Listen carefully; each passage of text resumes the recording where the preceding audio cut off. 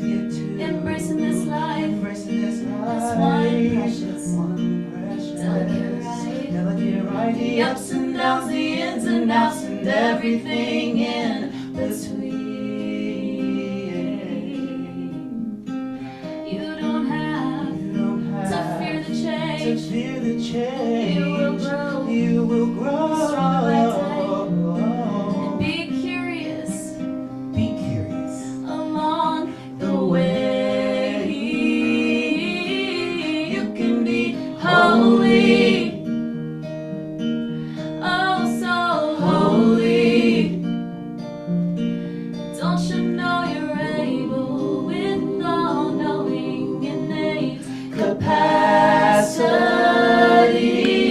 You can be holy, oh so holy. Unstained by the torture, all those thinking thoughts and everything that makes you feel uneasy.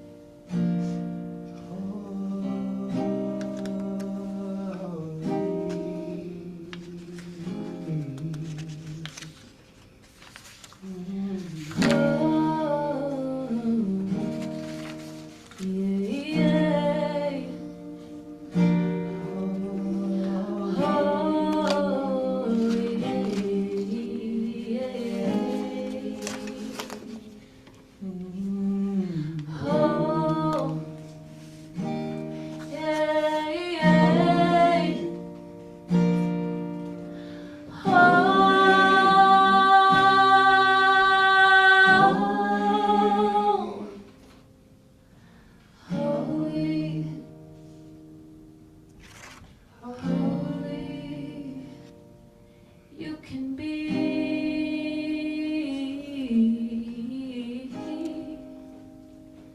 holy.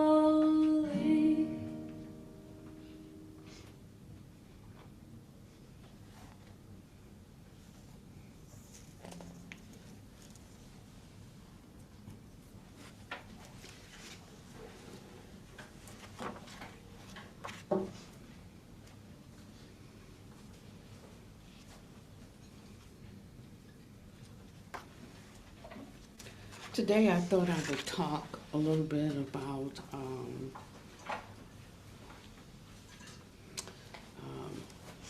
mantras and the power of mantra.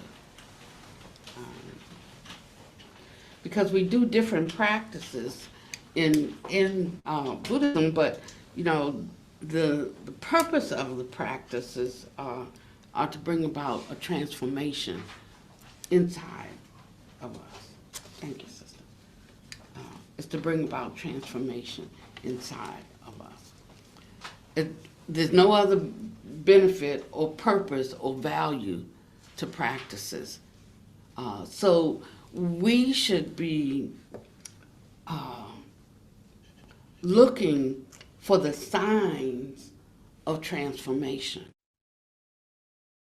And when we don't see those signs of transformation occurring in our life, then we have to look at the quality of our practice, not just what we are practicing, but the energy, the faith that we give to the practice, how we hold it, the value that we give it.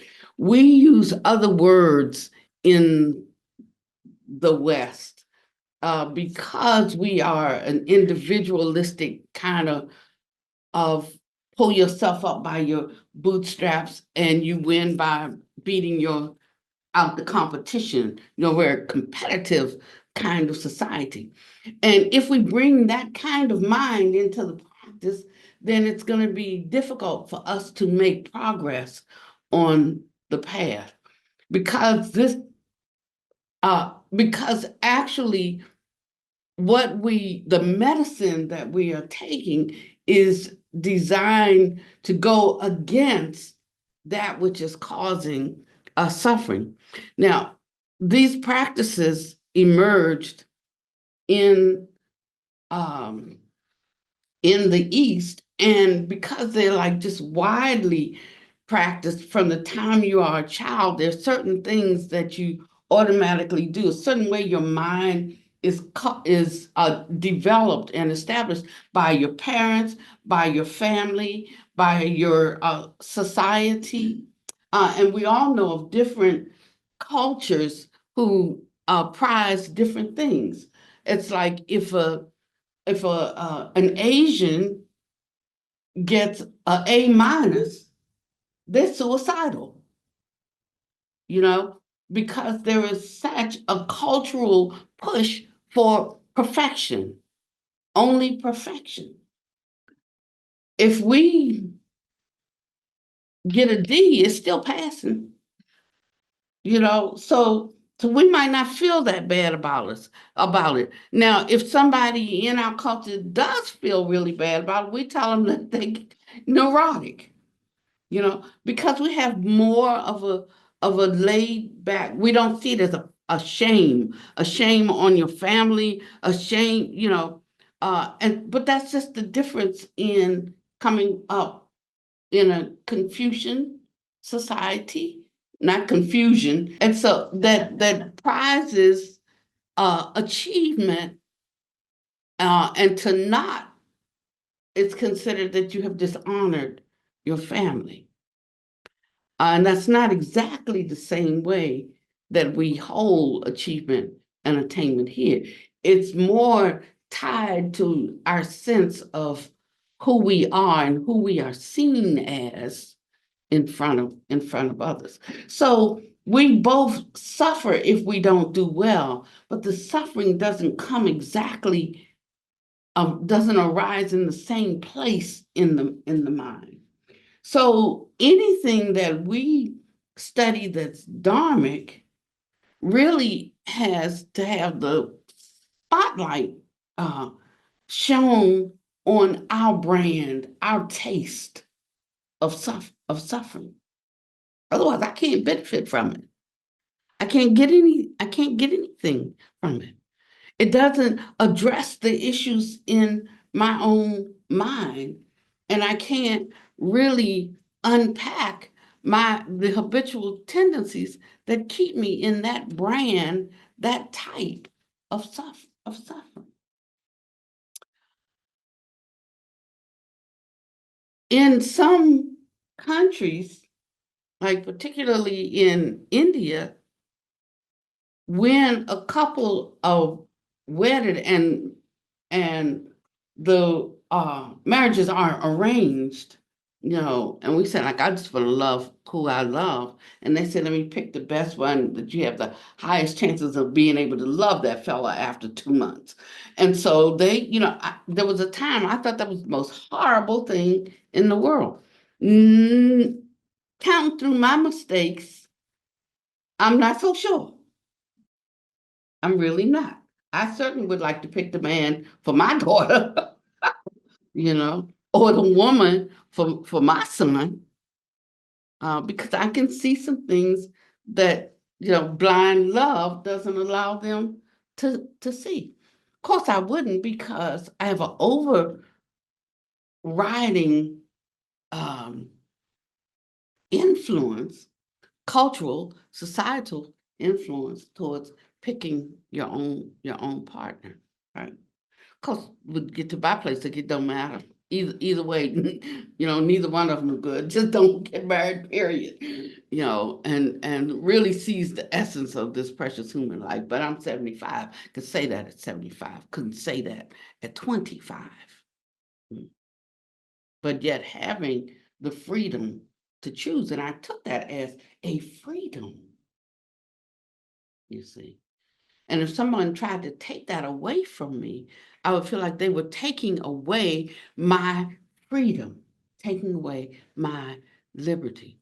So a lot of times when we come to Dharma and we get these foundational principles of look at it like this, approach it in this way, you know, do this and don't do that, we think of it as that's taking away my freedom, taking away my liberty.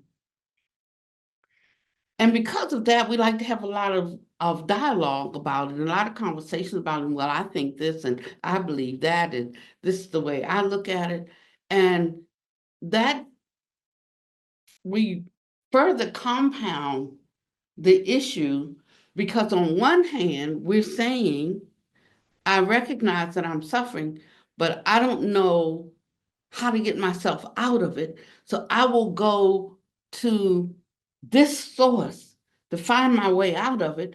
And when it points to the way out, I'm back at my opinion, which is I might as well have not gone to the source because I've already have my view and my opinion, and that wasn't working out for me. And so we approach the Dharma in that way. I'll take this up and I'll discard that. I'll take this one, not that one so much. But in the beginning, it encourages us to allow the Dharma to influence the mind that we presently have based on our experiences and the things that we taught and the things that we picked up, like by osmosis, just the energetics that we picked up in our society and the ones that we picked up in our family, the ones we picked up in our neighborhood, the ones we picked up in our political party, the ones we picked up in our places of devotion, the ones that we picked up in our schools of academics, the ones that we picked up. And it asks us to try to view those views and opinions through the lens of this teaching. He didn't say to outright reject. He just said, don't outright accept. Now, we think then, so we should be suspicious of this and suspicious of that until we've put it into the cauldron of our experience and we know that it helps us. So that whole teaching, where's that place when the Buddha was talking and they said, like, we have lots of holy people come through here. One says this, one says that, one says other, like which one should we believe? He was saying, don't have blind faith. Don't just believe it because it's written in your holy books or because your teacher said it. Or, sometimes people like just take things on that blind faith. And then because they haven't press through to an understanding of something. Now, how do you something? They start blaming the teacher. And they're blamed all the time for things. That's your own mind not doing its work. And then I get blamed. No, no, no, Kalama Sutta. And so he was telling them what you have to do for this to be alive and real to you. And it's not just Paul parroting what the sutras say. It's not just Paul parroting what your master says. It's not just Paul parroting what your teacher says. I mean, you can Paul parrot it, but there's a difference between just repeating it and reciting it and investigating it and activating it, using it in your life to govern the decisions that you make. Because only when you put it in your life in that way and use it to govern your individual situations in your daily life, only then can you tell if that is working for you, if it's useful for you, if it's beneficial for you. This past weekend, 3 of us went and took an initiation, a POA initiation, and we have a part of it that we have received, but there was a foundational teaching that Buddha Master said you need to have that, and just by I don't think it was by chance or happenstance or serendipity, but I think that when there is a yearning. What you're moving towards is also moving towards you. There's a magnetism that occurs, and so that things come in your life when you want them, when you're looking for them. Sometimes we want them and we're looking for them, but we can't accept, like we can't handle the truth. Sometimes we want something and we haven't done the work that's needed for us to be able to take it up or take advantage of it. Um, so it's like I might want to run the a marathon, but I haven't been training. I'm not going to be able to run the marathon. I'm gonna drop out in the first quarter mile if I don't trip and stumble over my feet coming out the gate. Because I have not built up my muscles, haven't built up my breathing capacity. I haven't been drinking enough water. I haven't, I can go through all the reasons. I'm not going to be successful at that, but I want it. I want to win that marathon, you know. And so sometimes we have not created the conditions in our life. And we get frustrated, because something is not happening. The other thing is that, elephants, I think I might be wrong at the number, but you'll get my point. The number's wrong. Elephants, it takes 2 years to birth a baby. Us, it takes 9 months or thereabouts. For cats, I think it takes 6 weeks, or something like that. All having babies, all mothers having babies. But if the elephant wanted their baby in 10 months or 9 months, it's just not going to happen, because there is its own nature and pathway to development for that baby to be able to be whole and make its appearance in the world. It takes longer to put it together. It's the natural thing. There's nothing wrong with the elephant because he can't do it in 9 months. It's just that process for an elephant takes 2 years. But if I had a baby in me for 2 years, then something's very, very, very wrong. And we ain't going to talk about every 6 weeks. And so he tells us that we should examine our problems in these ways, that we, instead of when frustration is arising, use not a worldly frustration, but use a um, I'm going to say spiritual, and you have to unpack what that means to you. Wisdom to understand what some of the obstacles can be, and your knowledge of the dharma to understand what the antidote can be. Now, I didn't take medicine for a very, very, very long time. I knew I was sick, but I didn't want medicine because I considered most allopathic medicine poison. It's just a view that I have. But I don't want to do all of the naturopathic things that I need to do to get well. They got like so many, just so many supplements, so many, there's so many. It's like all day long I'd be popping. It might not be the poisonous pills that I think I'm getting from allopathic medicine, but so I don't do it.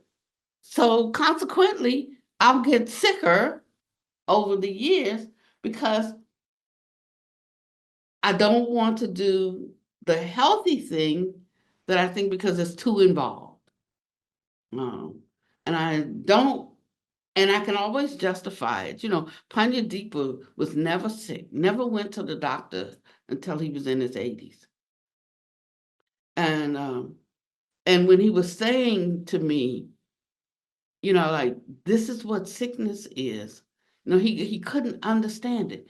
He could not unpack physical sickness. Well, I think he was in his late 70s when he first started getting sick. And he was wondering, he said, what did I do all of that for? All those years, the way that I took care of my body, the way I said, to not be feeling like this for the whole 70 years. That's what you did it for, because I have felt like this my whole life, you know. So I tried to turn him towards really seeing the benefit when it's hard to see the benefit. Because when we're in the midst of suffering, it's hard to see the benefit of anything that we've done good or anything that we do good. So we have all these different kinds of methods um, and practices, and they are designed then to empower our mind to subdue our erroneous thinking and to posit us in the place that we can awaken to our original or our intrinsic or uh, what we call Buddha nature or awakened nature. Now, it it involves itself in the notion of compassion and wisdom, the combination of this. I call it compassionate power because without the power, it's a concept. That power that emerges is one that is designed to alleviate the suffering. So if I only know the how to use the words,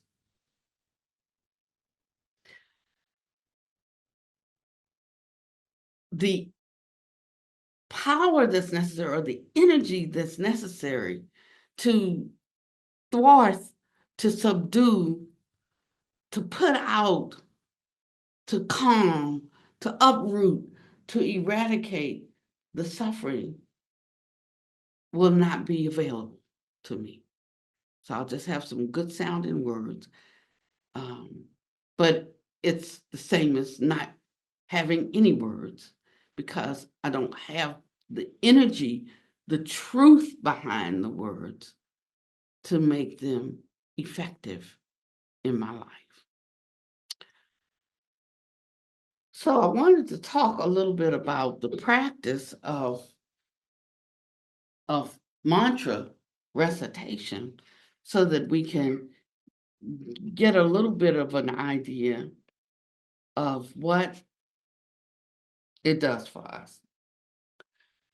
So we think of Shakyamuni Buddha as the awakened one, but he wasn't the only one. If there could only be one, what's the point? I mean, whatever you have is yours. If I have no way to make that mine, it's no point in undertaking the whole process if it can never be mine. So if this awakening can never be for me, then what's the point in undertaking the practice? So while I have the utmost respect for Shakyamuni Buddha's life, the tricky part boils down to how much of that will I actually activate in my own life since I want the results that he got. And that's where the difference comes in. And we do many outer things to indicate our commitment. We can come to Dharma every time the Dharma hall is open. We can We can, we have so many books. We have so many books. I'm not sure I can read another book. Um, because I've spent my whole life reading books, getting the concept, and saying, I understand that. I understand that. But the proof of whether I truly can do it or not, uh, comes through in what attainment I have at subduing my suffering, not your suffering, but my own suffering. The thing is that the more I am able to recognize a release from suffering, I'm already saving living beings just by my example, just by my freedom. If somebody comes in a room and they're angry or they're feeling stubborn or they're feeling, they have some kind of attitude. You don't even have to know what it is. You just know that they're off because the energy comes with it. You say, what's wrong? Nothing. Everything's all right. But I mean, you're asking to try to get specific, like, because maybe I can help you, maybe I can say something. But not asking, like, is there something wrong? Because you already know it, because everything has its own nature. Everything has its own energy. Now, if you are obtuse, then you may not recognize the energy of someone coming into your presence. You might think, oh, what a nice person that is. But the energy is one of a deceiver and a scallywag, you know. But if you can't recognize that, then you'll take him like, oh, what a such a nice, thoughtful person. And somebody's looking like, what? Because not sensitive enough to the energetic of a thing. And so we can fool some people some of the time, but we can't fool all of the people all of the time. And we can't fool some of the people all of the time, but we can fool some people some of the time. Just depends on how much the person we're in front of has cultivated. Because to know oneself is to know the 10,000 things.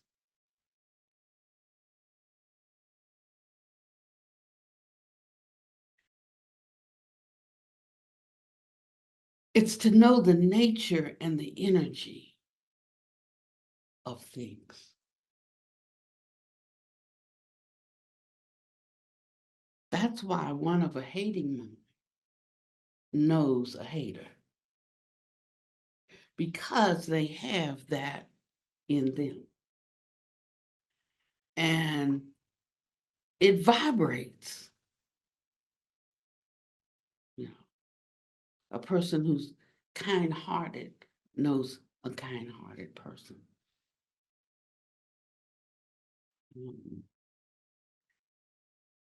So this is how we can check up on ourselves. Now, the thing is that when that quality is missing, one knows that quality is not there.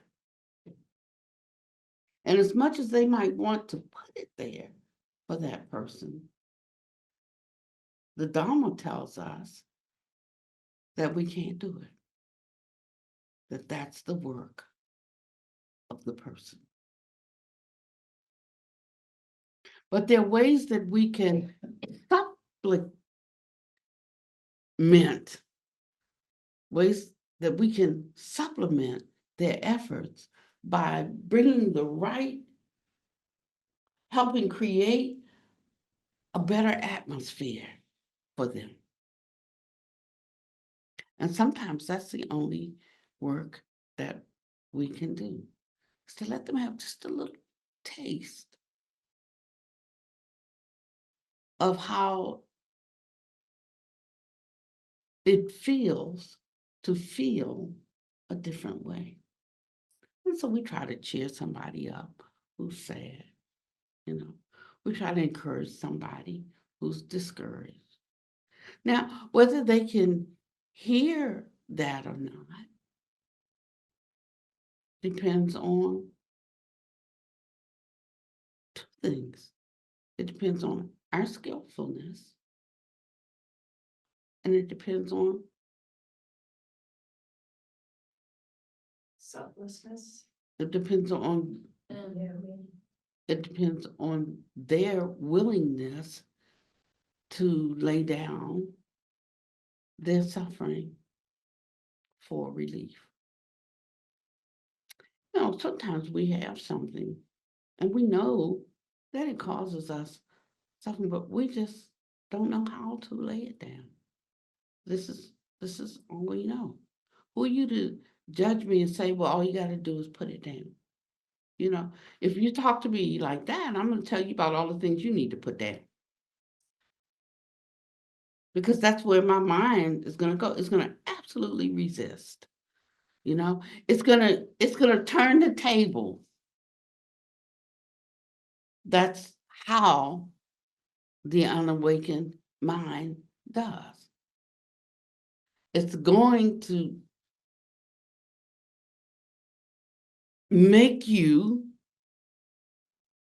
it's going to take its emphasis off of me if I feel like I can't do it, or if I don't exactly want to right now. It's going to put it on you.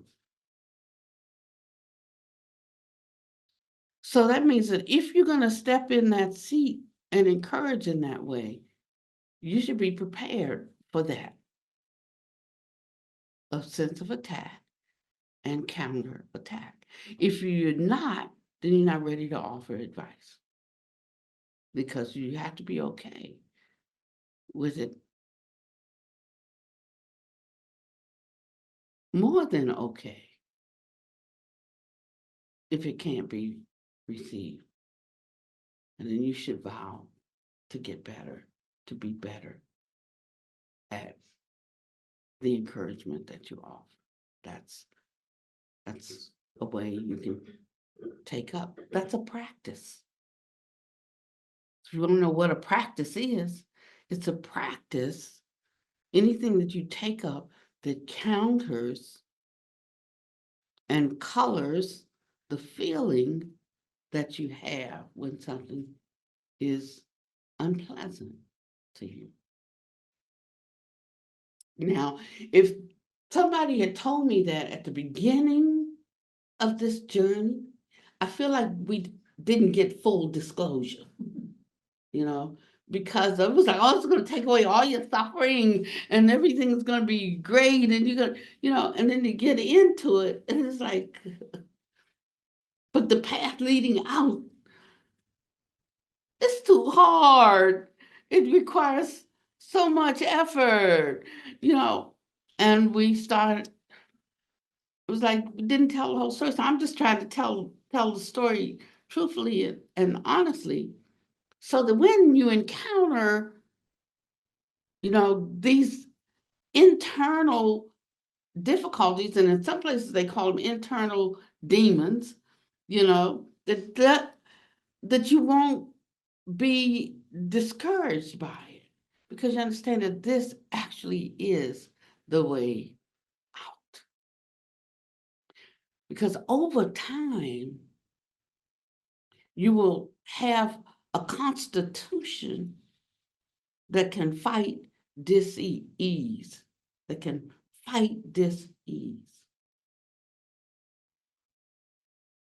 I was reading a story yesterday about a man that had caught he got hurt and he had an infection, bacterial infection. Then he went into something else happened to him, Um, and it was one of my mafia stories. And then he got shot. And then when he was in the hospital, he had one infection.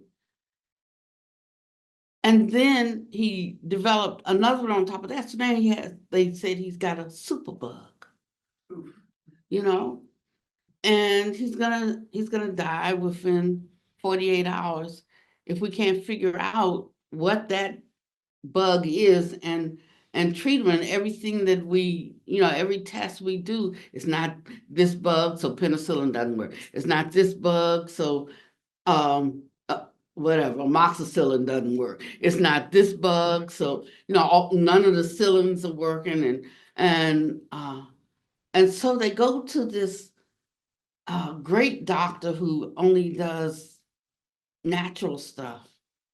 And uh, and he said, "Oh, that's because he doesn't have. This is not a bacterial infection. When he was laying out there, he got bit by some viper, and he needs the antidote for that venom, you know."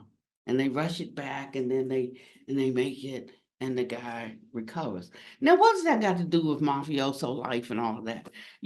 I like these stories because I'm finding out all these little things in there that have nothing to do with the story, except for me, it points out how the little foxes spoil the vine, and how the little things that we fail to do, or looking in the I know I was in the song says I was in the right place, but it must have been the wrong time. It was like I can see how that can thwart and completely uproot our accomplishment. Just one little thing, one little way of thinking, one little way of holding something, one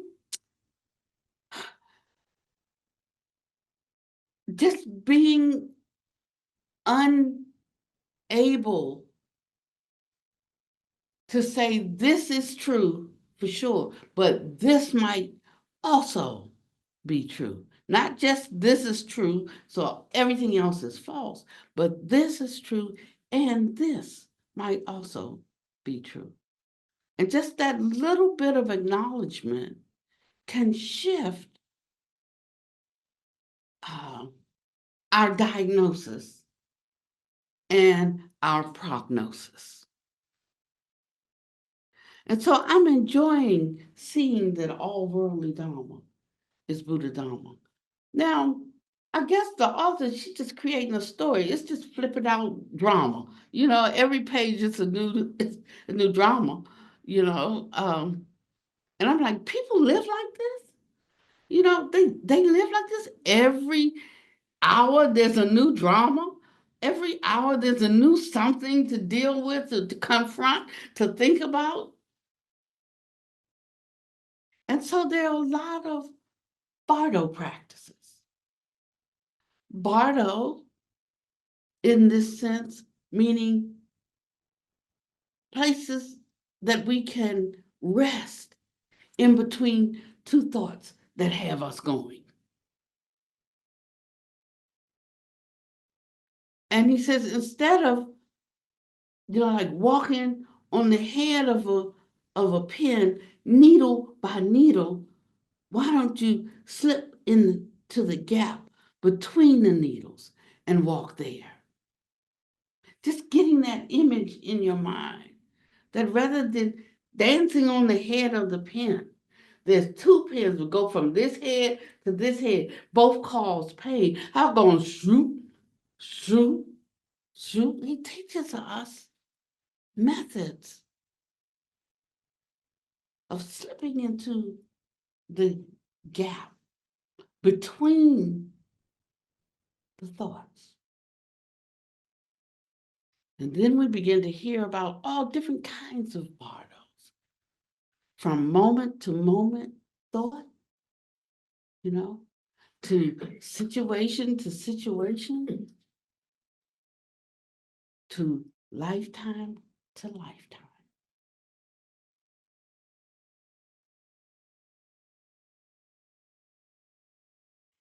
And there are even practices that help us see the suffering of death in a different way. Instead of thinking life to death, we think life to life. So for me, death becomes life. And as I'm approaching that new life, this life becomes death. So I find this life and my attachment to it fading,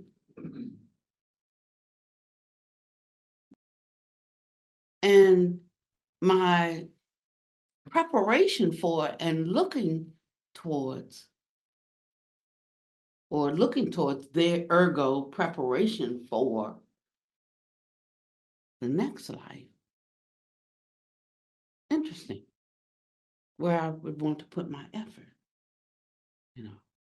Says, what man goes to war without first counting up the cost? I don't want to just wait for the war to start and I send somebody back, bring me some weapons. There's strategy required. There's a way of conditioning one's mind and a way of conditioning one's body. So there are practices within the Buddha Dharma for all of this, and we call those practices Buddhism. These practices. Now, some read about them and they call that Buddhism, but that's just one part of it. That's still in the whole realm and scope of conceptualization. That's just yabba yabba in the mind. But when one can actually walk in them, then it becomes something else. One practice is the practice of reciting mantras. Now, when we recite mantras, I'm not even going to get to this now. Thank you, sister. I'm so slow.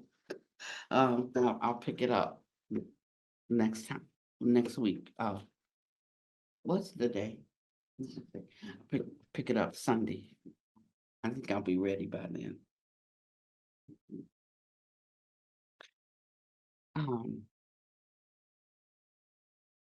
So when we take up these practices, there are different ones according to the different propensities of different people.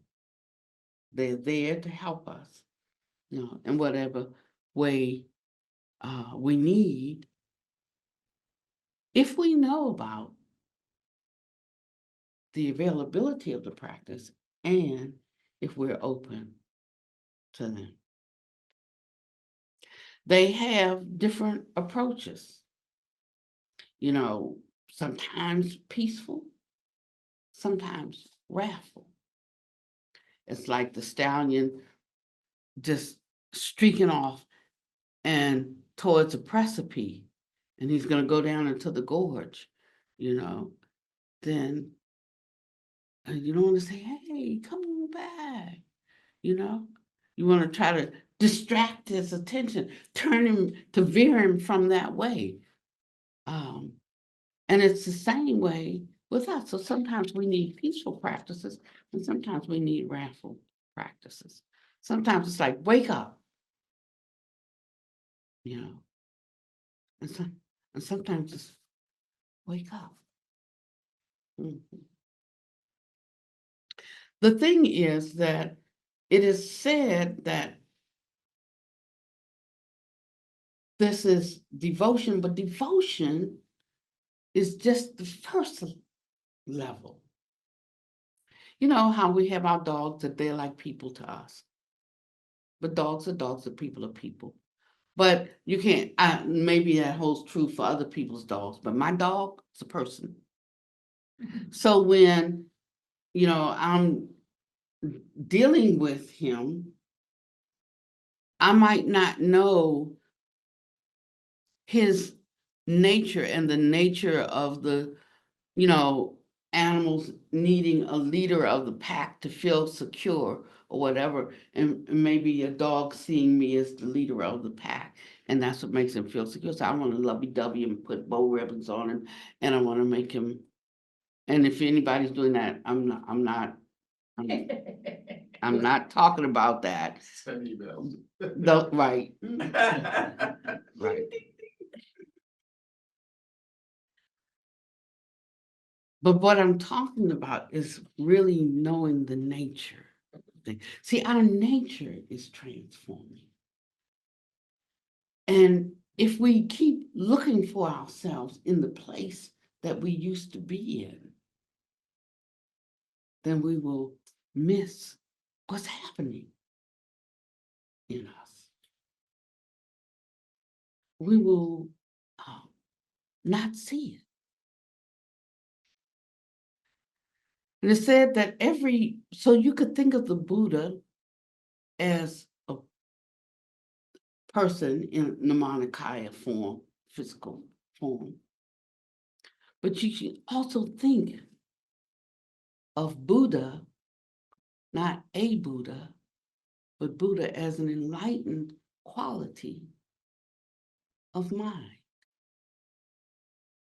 Not our ordinary mind that is caught in avidya or ignorance of the nature of reality, but that mind that is fully awake, possessing the highest qualities of wisdom and compassion. And it's a long road from here to there.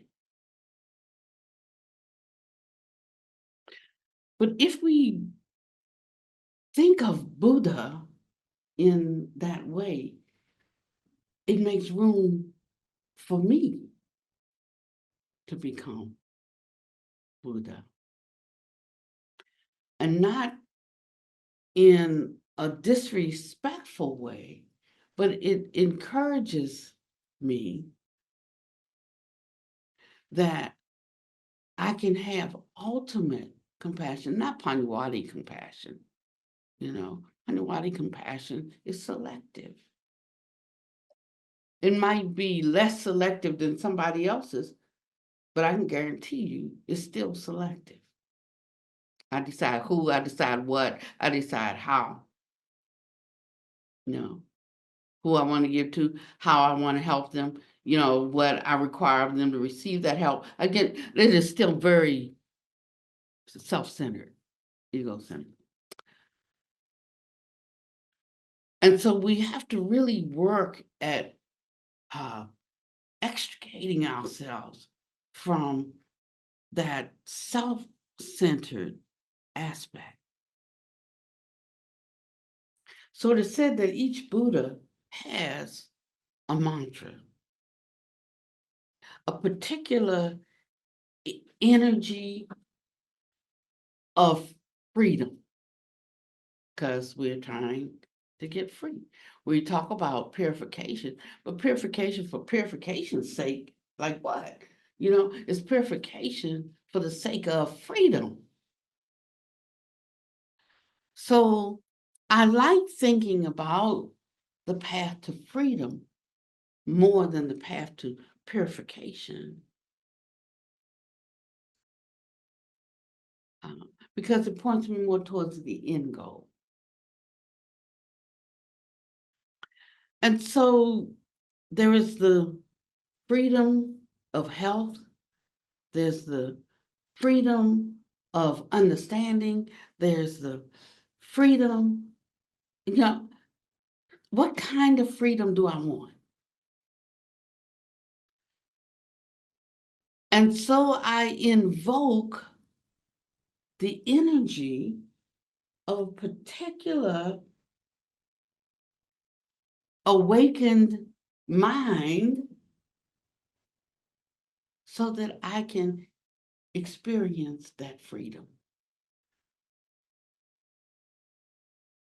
So ones who not down with all of the tonkas and the, and what all these practices are, you can think about it on that level.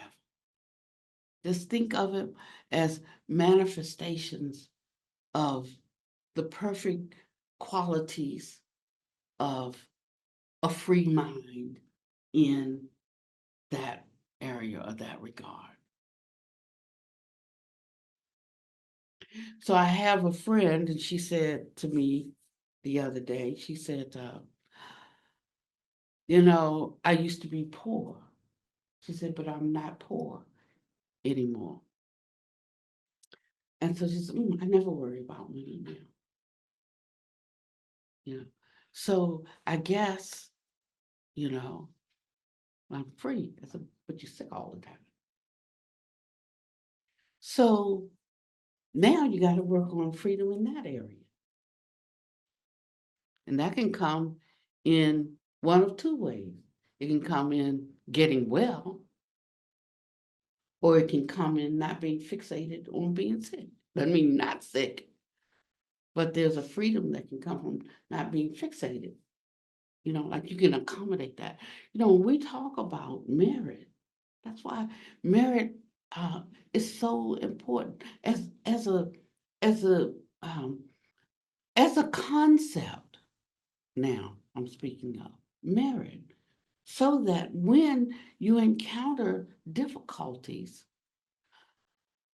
ripening merit makes you not experience them as difficulties. Doesn't mean you're not going through them, but they support you at the time that you're going through them so that you don't experience as much of or not at all the suffering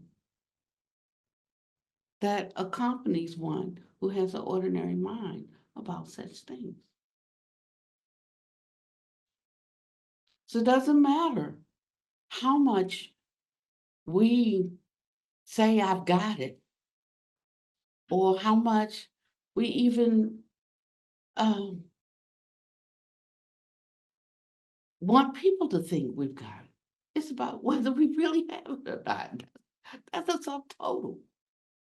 So the minute I find myself in distress, I am looking for the antidote.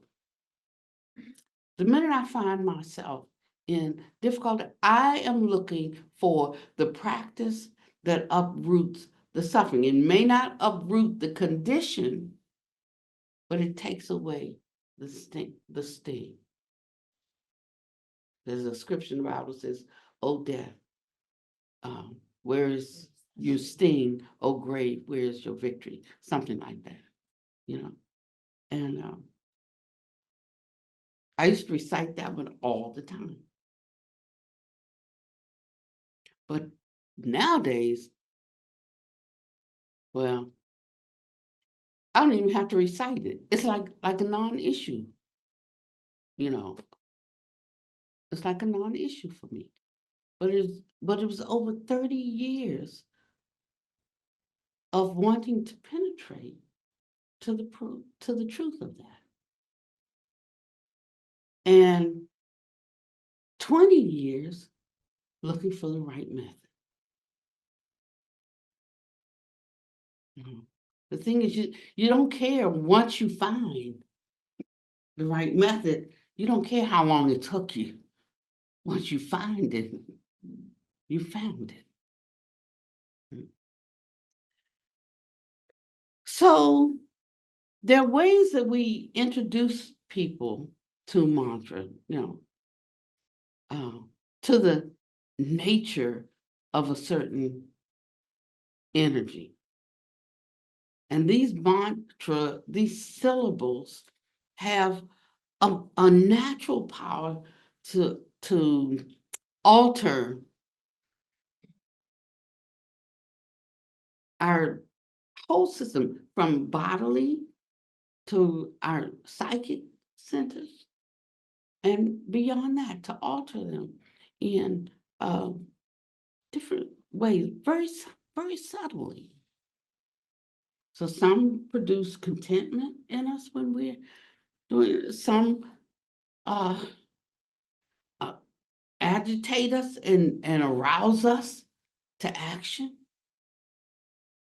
For instance, I have a practice that involves mantra that is the mind of Swami Nivarana Vishkabu. It invokes fearlessness in me. That's a practice. They have the Kuan Yin, Om Mani Padme Hum, you know. I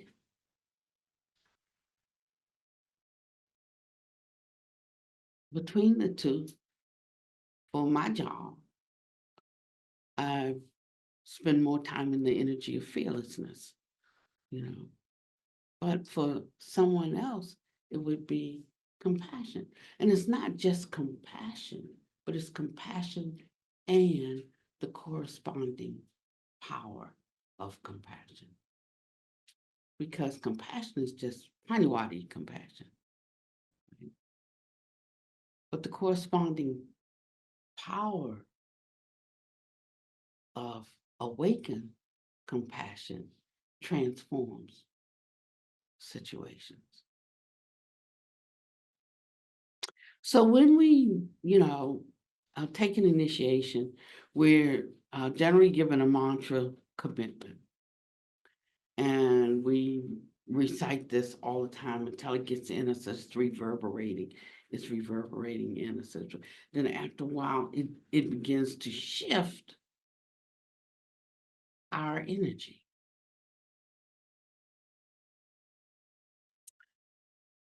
And we enter into the nature of that mantra.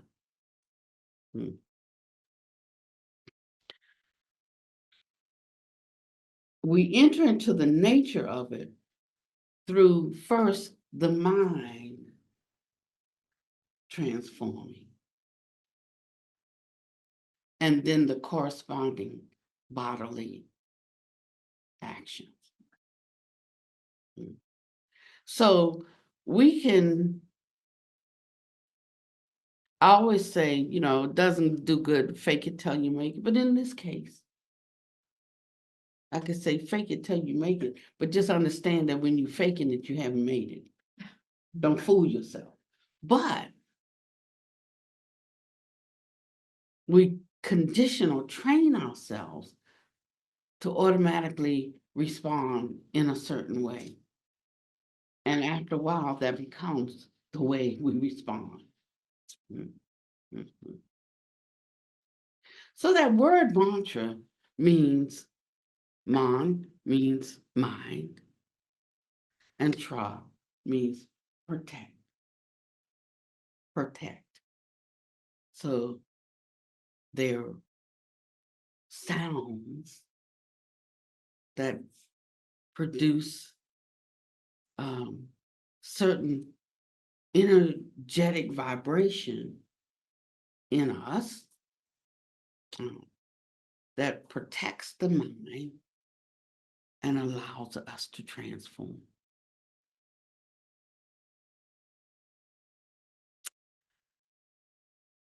So the highest benefit or the supreme benefit of the mantra is its ability to transform the mind. Devotion being the closest or the lowest or the closest level that we can come to heartfully take up something, right? And so it becomes our real protection from suffering. Transforming our minds has the power to break the negative habits and develop positive ones. And as our mind changes, our capacity or our ability to help others increases. The Buddha said, do not commit non-virtuous actions. Perform only virtuous actions. Subdue your mind. That's the teaching of the Buddha. It sounds very simple. And yet there are 84,000 methods for how to do that. You ain't got to do all 84,000, do 84. Don't even have to do it 84. You can do one well, and it'll at least pick you up and drop you off at a spot that you can pick up 5 more. It's just a matter of how long you want to roll around in samsara, you know. We want to take them by twosies, foursies, you know. All of that, you know, it's on us.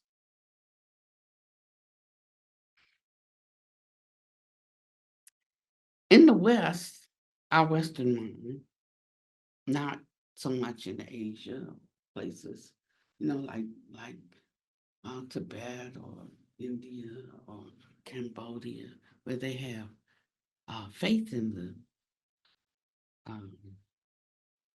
process almost naturally, because from a child they're taught certain things. Your kindergarten teacher, on your knees, bowing your head to the floor. Your first grade teacher,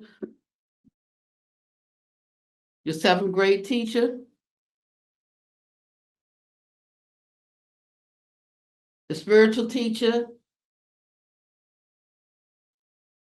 It's just a natural thing for them. We come into a place and say, in some temples, when the teacher comes in, everybody stands. I was like, I ain't standing for nobody. Because it's a way to arouse confidence in the teaching, not because the teacher needs anything. Now I don't ask anybody to stand. That's just my way. Just be seated and let everybody stay ordinary.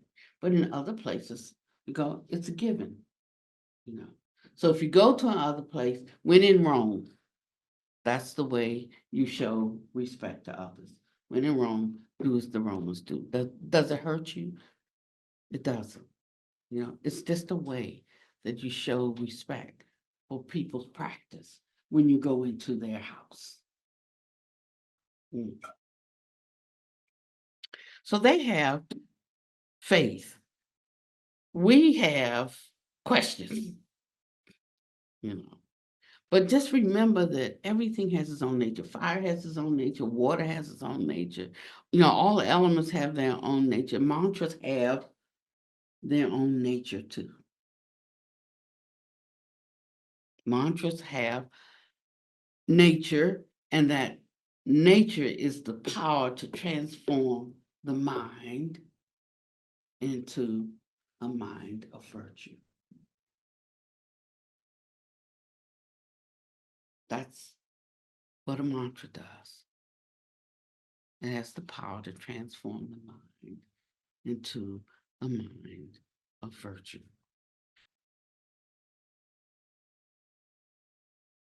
The word dharma, we have lots of definitions for it, but it literally, the word dharma means that which holds, that which holds us. In the Bodhisattva way of life, Shantideva said, I should focus my mind correctly and keep a careful watch over it. What good will it do to keep many vows if one neglects the vow of watching over his mind?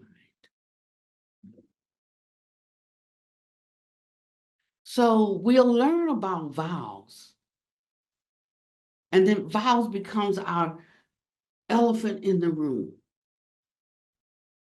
But there is something that makes vows work, that make it possible for us to keep vows. So now that needs to become the elephant in the room, something that we understand, adding to our understanding and begin to practice. bit by bit. So we spend a little time with something over here, a little time like whack-a-mole. Yeah, you know. And then you put it all together. It's like separating out the ingredients for the cake, but that's not cake until you put them all together, in the right order, under the right conditions, including baking it. It's not cake yet. So we're wanting something to be complete that's not complete yet.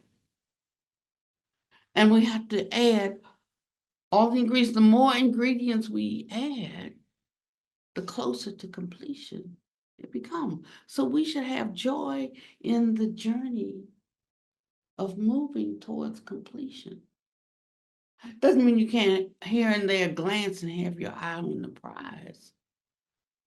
But it's about enjoying every step of the journey. So as we were studying this week or last week, Buddha Master said, when we think of attainment, we shouldn't just think about the end, but every single step is an attainment. If one sees every single step as one step is the attainment of one step, 2 steps is the attainment of 2 steps. And in a way, we have to celebrate that attainment. And celebrating that attainment brings a kind of a joy and a contentment that will be rooted and established, when I say in your belly, in your gut, you know what I mean, like in the deepest part of you, not literally in your gut or in your belly, but it will establish in you either the patience, the long suffering, the understanding, the whatever you need to be able to be in the in-between state that you're in now between where you were and where you're trying to go. It allows for the slippage into the gaps. In this way, the path becomes delightful. So that even when I don't know something, sometimes I know I don't know it. Sometimes I don't know I don't know it, So I can't look too much to that. When I'm starting to feel that, I start rejoicing in what I do know. I start rejoicing in what has worked. Sometimes we have to look back to see how far we've come, to have the right appreciation and gratitude. And cultivating that gratitude actually puts out the fire of frustration or perturbed when we're perturbed or when we're impatient. Also, that kind of gratitude uproots guilt. Like my guilt's not greater than gratitude. Sometimes I have to say that to myself when I'm feeling guilty about something, about I'm not adequate, when I'm not feeling that way, I say my my gratitude, the value of gratitude is greater than wherever I recognize that I'm falling short. It's powerful. You know, these are like English word mantras, and they have power. So, can you imagine having a capacity to tap into the nature of accomplished ones, the energy resounding throughout the universes, how much strength it would give you?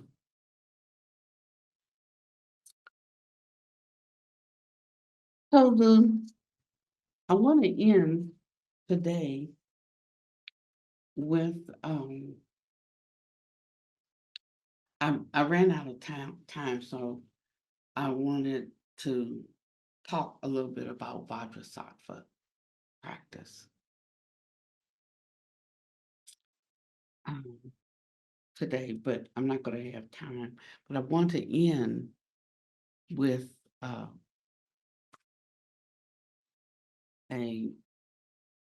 song that the choir is coming up on our Christmas album. That is the one that picked out, right? That has the three.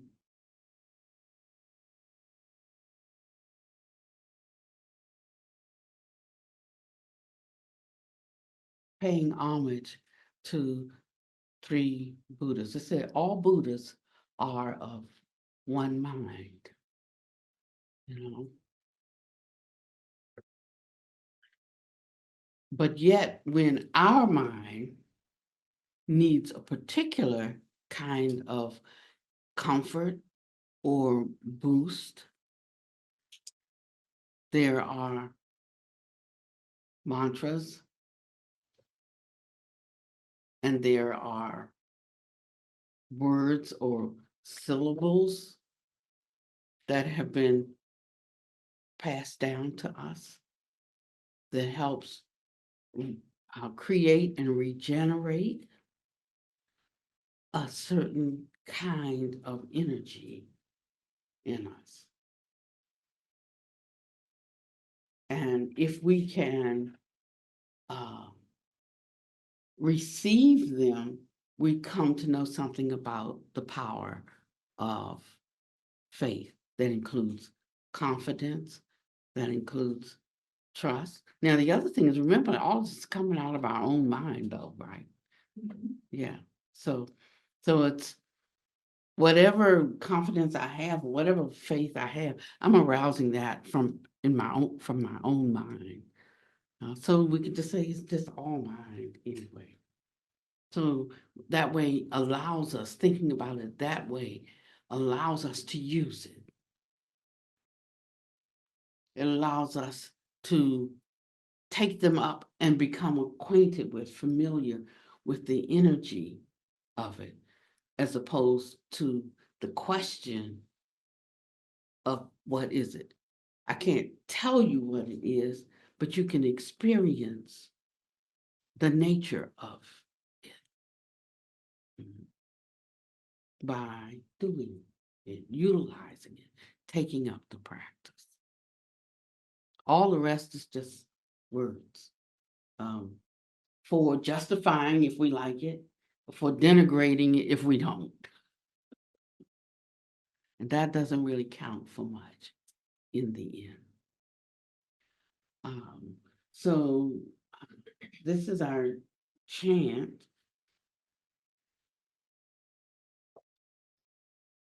To Shakyamuni Buddha. Oh, well, I didn't get to do the teaching on Vajrasattva. Okay, let's do that instead. Okay, sorry, I'm gonna do it different. No, that's all right. I think we'll do.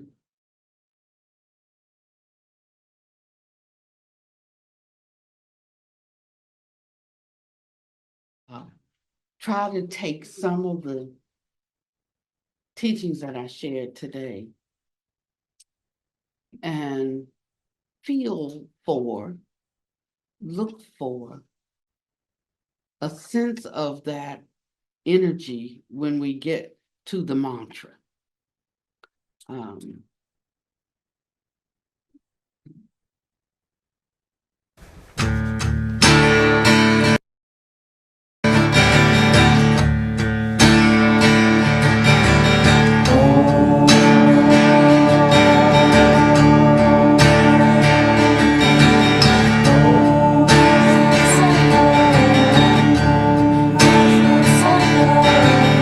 Many have cried and many have died. It's a miracle I'm still alive. And death will come, it's a certainty. But when it comes is a mystery. So I will seek my destiny, and I will start immediately. Om.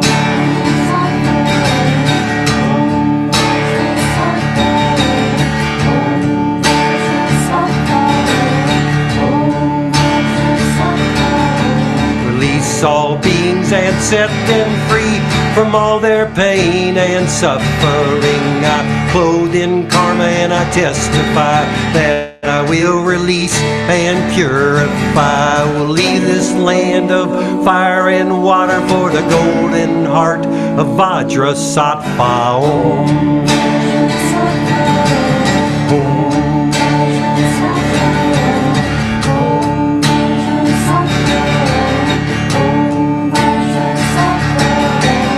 Floating above this lotus moon, a holy flower starts to bloom, and a nectar flows pure and white in a many streams through many lives. Mighty Guru, holy mind of all Buddhas of all time. Om.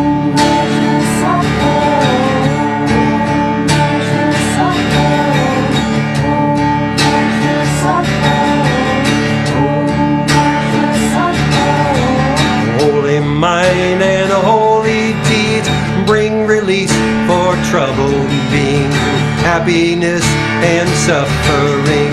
I never give up, always guide me. Your holy message will impart the wisdom that abides in my heart.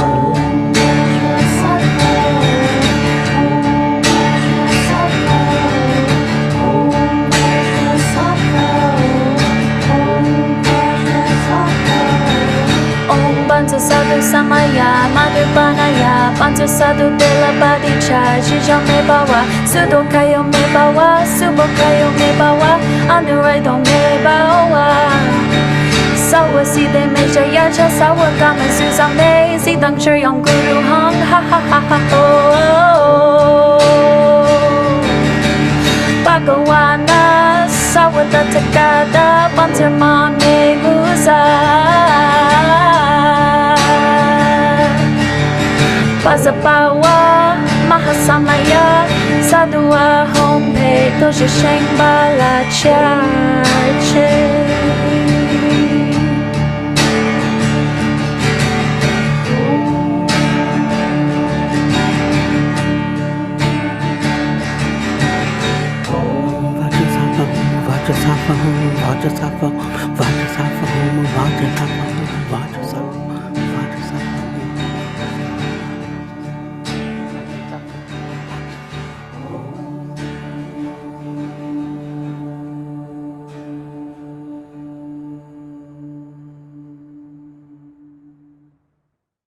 So once a week, we do Vajrasattva invocation. And there is a teaching on it that I will get to next week.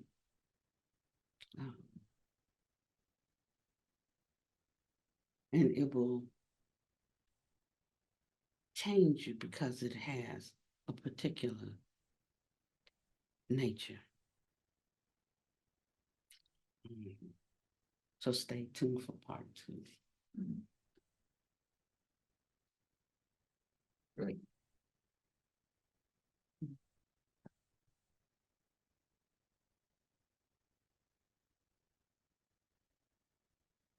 It's not always what not to do. Sometimes it's what to do that can guide us on our way.